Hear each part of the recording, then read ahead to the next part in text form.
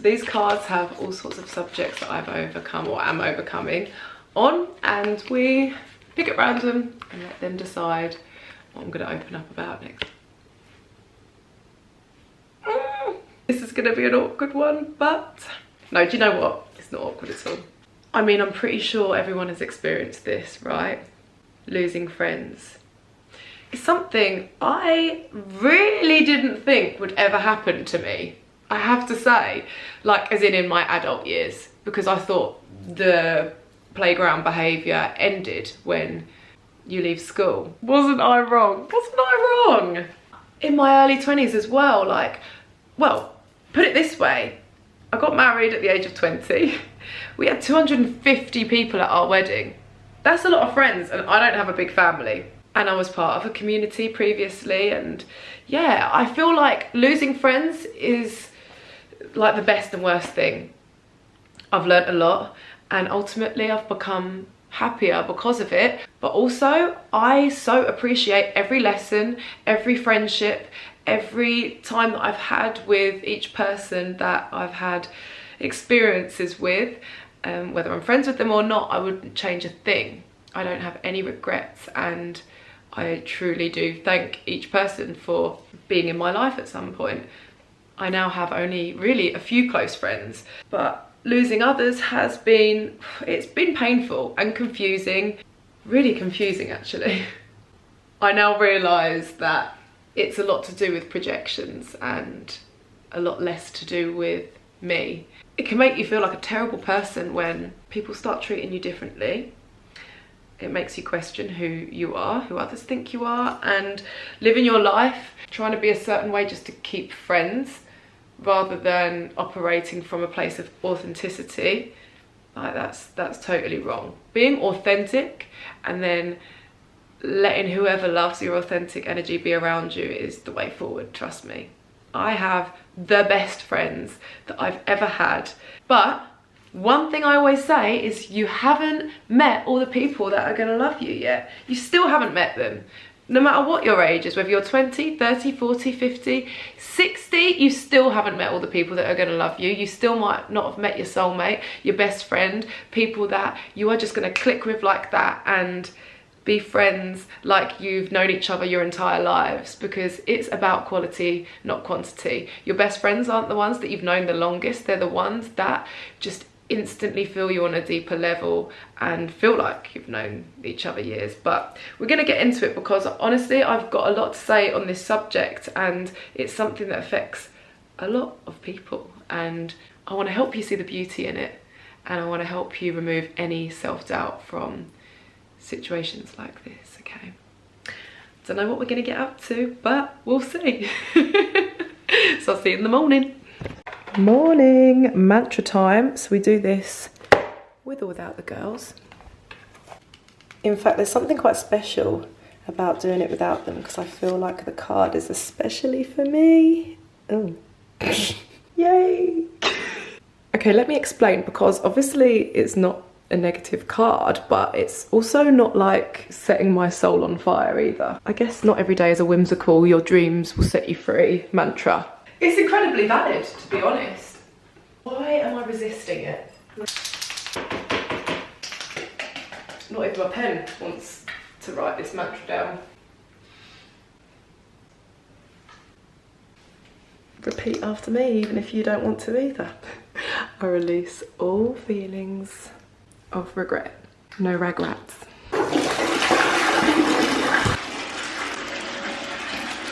I've accepted the mantra into my heart and soul now, guys. I'll tell you what rubbed me up the wrong way, if I'm being completely honest, is that it suggested I have regrets in the first place, which I don't honestly feel like I do. I feel like every single mistake or regret or failure is a lesson like a chance to learn. Still though, a regret reframed as a lesson or a mistake or a failure is still a chance to let go of something that perhaps gave us like a niggly feeling of resentment, or maybe not even niggly, maybe full-blown hatred. If that's the case, let go of it, definitely release it. I'm gonna wash mine away right now. Hey. Can you see anything? I hope not.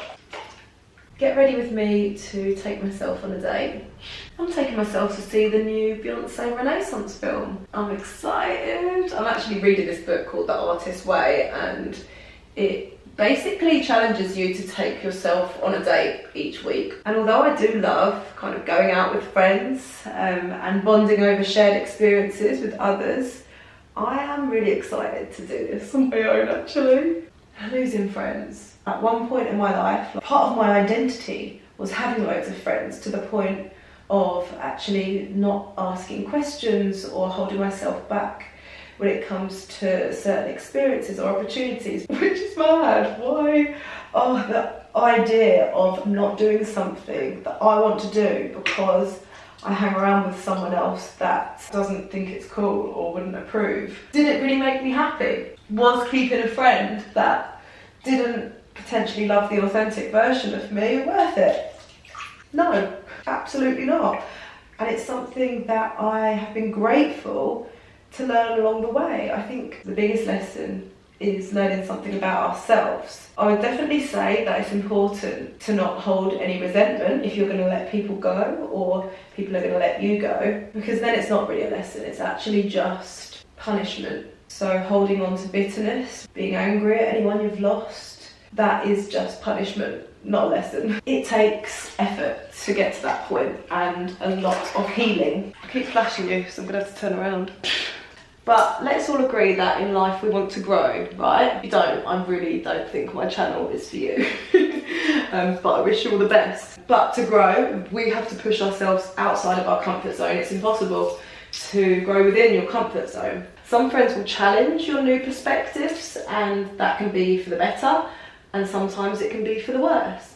And by holding on to those friends that challenge for the worse and don't want you to change, it's silly to hold on to them, but even worse, it's silly to not let yourself grow and change just because you want to hold on to that friend. This kind of goes for friends and family really, but being authentic is much more rewarding, I promise you. And it's interesting, people think being authentic is not changing and staying true to who you are, which is often actually who others think you are based on identities you've actually outgrown. Let me tell you what authenticity really is. It's constantly changing and unapologetically sharing the ever-evolving versions of you as you learn, even if a new belief contradicts your former from, say, yesterday. Don't mould yourself for others, don't cling to identities, and never close the book on anything. Keep an open mind and shine with your excitement to share your free-spirited, curious and bold nature. That's authenticity, and that is magic. Being authentic makes you magnetic, and hopefully this perfume does too. This is a dupe of Kilian Angel's Share, or apparently it smells similar, and apparently Beyonce wears it. So, I mean, the Kilian one is hundreds of pounds, but I'm just gonna put my trust, in this dupe. This is Latafa Camera. I actually got it from Amazon, and it is boozy, gourmand, like vanilla. It's got like a touch of oud, but it's really rich, deep, but sweet and sexy. I'll leave the link in the description to that, guys, because yeah, I think it was only £30. Oh, you know me and fragrances. I love this. Delicious. That would be such a nice present. I love an Arabic fragrance as well. I just feel like they know their fragrances. Got my little trolley of tricks here. Now I've opened your mind up to the beauty in losing friends and reassured you that no one is worth sacrificing your authenticity for. Also, Elizabeth Arden favourite 8-hour cream, because this is just like the multi-use magic cream of all creams. So it's not focusing. And it's more of a balm, isn't it? Sometimes I use it all over the face at night time. It's quite intensive. It's especially good for tattoos. Got a new tattoo, guys. Tell you about it another time. And this is my first ever little tattoo. I adore it. Really brings it to life, putting a little bit of 8-hour on it. Let's try a bit of the body. Sort out my face. It really is Beyonce day. I didn't know I was going to take myself to see it tonight until today. But yesterday I actually filmed one of my 12 days of Singmas, so I'm going to be singing each day. That is to push myself outside of my comfort zone. Obviously I'm a singer-songwriter, but I don't share my voice enough, and anything that you kind of feel passionate about and believe you're good at, like, it's a crime to not share that, or even just to do it for yourself. But my point is, I actually filmed today's Singmas video yesterday, and it was one of my favourite Beyonce songs, Bigger. Little did I know that today I was going to decide to take myself on a date to see the film. I'm excited to get some inspiration for my shows next year, because best believe I'm going to be performing and you're all invited.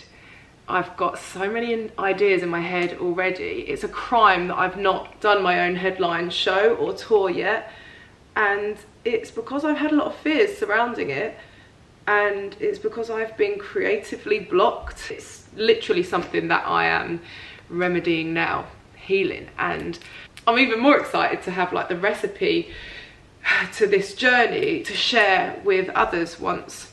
Well, actually, come to think of it, this whole series is that, helping you guys know how I'm overcoming each thing to ultimately keep taking steps towards my purpose, which is exciting. Hello. Oh, hiya, you all right? I wasn't aware, but you've made me aware. Thank you. Yeah, okay, that's absolutely fine. Thank you, bye. In fact, some of my lost friendships had an incredible ending. Well, I won't say ending because we're not closing the book on anything, remember? I was shocked, like shock twist type scenarios. Talking like losing a best friend, not speaking for years, and then realising that you're soulmates. My taxi will be here in a minute. Buzzy's got my car, so it's an adventure. The most rogue thing I put in my bigger mix. Don't judge. Guys, that was spiritual. Oh, Beyonce! Oh, not the vision board. Cute memes. My OGs. Let's recap tomorrow, guys. Good night. Look, girls. Got some new affirmation cards. Let's have a look. Choose one for today. These are from the Head Plan for kids. So that's the same place that I got my Roxie Nafousi ones from. Mummy. Okay. These are pretty. These are pretty toward the rainbow. Wow. Do you want to choose one? I want the What rainbow. colour? You choose one, Goldie. No. Birdie, choose that one. And Goldie, you choose a card. That says, today I choose to be confident. Let's show them. I choose to be confident. I choose to be confident. Good girl. Mwah. Goldie, what does yours say? It says, yeah, that's about right. I am special. You are, darling. Right, let's go to nursery. If we ever get there in time. So it depends. Oh yeah, well, I was actually going to skip that part today, but let's do it. Right guys, I have a couple more fragrances to show you. Who knew that this video would turn into such an iconic fragrance haul? But these two fragrances, they're so affordable. Both from Amazon. I clearly went on an Arabic fragrance haul. This one is Moussouf, which is just delicious. It's like sparkling lychee. It's so juicy and fruity. Yeah, this one's like candy and marshmallows, sweets, vanilla. It smells like lollipops, which is a bit sickly sweet. Together, they're like juicy, and then they dry down to like a comforting sweetness. So yeah, I do like them. I'll leave the links below because I think you might like them too. But yeah, this morning I took the girls to nursery, so I've been filming today for my Singmas. I hope you're enjoying it, guys. I'm uploading my little singing videos. I'll insert a few little clips here. Just a speck in the universe.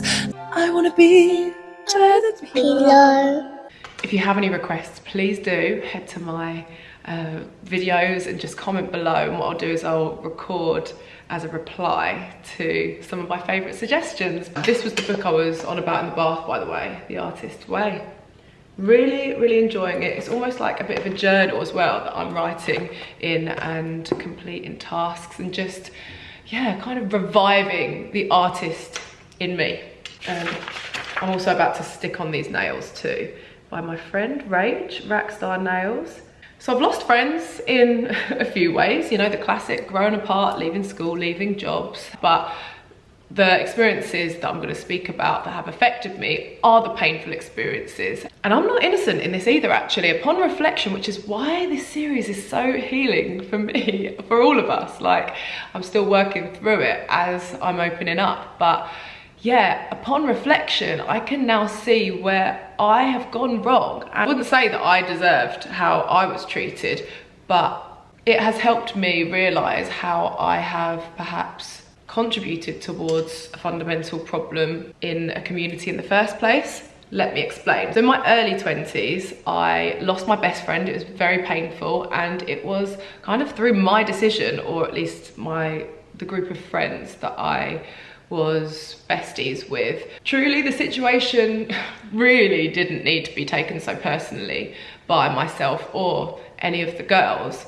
but we did take it personally, and we didn't let it go. But we just didn't let it go between us. So we became best friends. And let me tell you, any friendship group that's forged on a mutual dislike of someone, or if you have a common enemy, like, that is a toxic friendship group. But I had to learn that my behaviour was also toxic. I guess I was a bad friend too for letting those conversations continue. I was being a bad friend to myself, like, because talking badly about someone else and holding resentment within a group doesn't punish the person that you're talking about. It only punishes you. It only attracts negative into your life. And that's why, upon reflection, I'm like, damn, I really can't be surprised at what happened next when it came to how I was then treated. As I said, I also went on to lose those same friends. I don't know, I just never thought that what I do for a job, or the way that I dress, or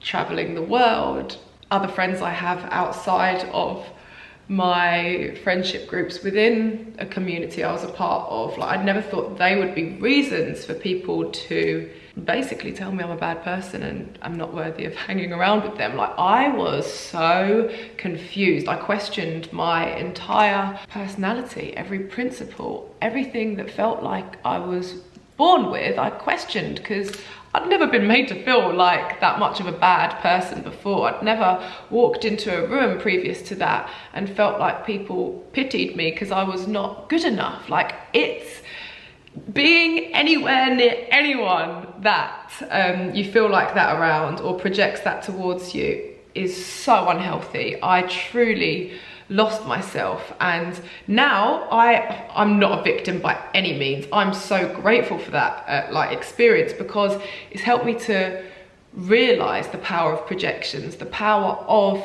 friendships and association for myself, and I honestly wish them all the best. But I really had to learn that losing those people was not a bad thing. And at one point I was trying to hold on to those friends to prove I was a good person, but I'm thinking, why do I want to be friends with people that don't think I'm good enough? I had to have serious words for myself. The weirdest thing was when people would hang around with me in secret because what other people think of their association. So that's really an amazing lesson that I've learned, because without that I wouldn't understand what it feels like to really have unconditional friendships now. I have to say relationships as well, because I know that this affects many of us, but when you enter into a relationship, you're likely to lose friends or see some friends less. Now, my thoughts on this are very strong. It's natural to see your friends less, and anyone that makes you feel guilty for that or tries guilt tripping you into feeling like a bad person for not prioritizing them or seeing them enough, that isn't a good friend. The way that I always kind of view my friendships is, how do they make me actually feel when I'm with them? And when they're doing things for me, or when I'm doing things for them, is it out of love or is it for love? Like, am I doing it because I would do anything for them? They don't have to do anything for me, I just love them. Or is it because I'm doing it for love and I need something back from them because That's like coming from a place of lack, and that's no good for anyone.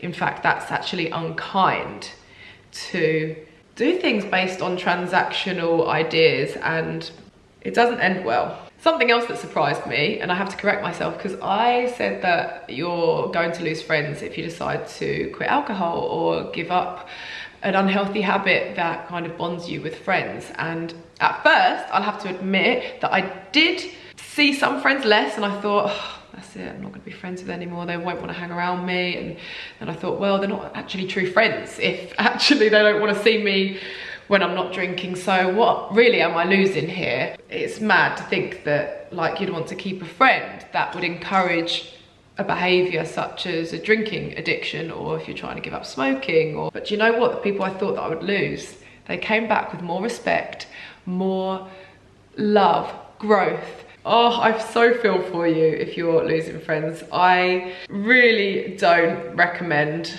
fighting to stay friends with anyone, because friendships and relationships, they shouldn't actually be that hard. Like in some ways they're no different to actual romantic relationships when it comes to chasing. Like there's just like no point. And when I say don't chase, that doesn't mean give up. I'm not saying give up. In fact, I've got another interesting story of how I lost my friend. Basically, we grew up together, became best friends instantly at school, inseparable, like just so in tune. She was my maid of honor 10 years later when I got married, and then we kind of stayed friends in our 20s, but she moved to America, and I struggled to have a long distance friendship with her. I wasn't great at communicating. Long story short, there became a bit of friction between our communication, and then a few years later, we'd seen each other less and less. Turned out that she had a problem with something I'd said online and had taken it really personally and a bit out of context, but I totally understand how that happened. But I was trying to explain that that is absolutely not what I meant, absolutely not. And I apologized, but we just didn't see eye to eye. So we went back and forth, and I was trying to learn and grow, but it was not working. So again, we left it for years, and I was heartbroken, shattered actually.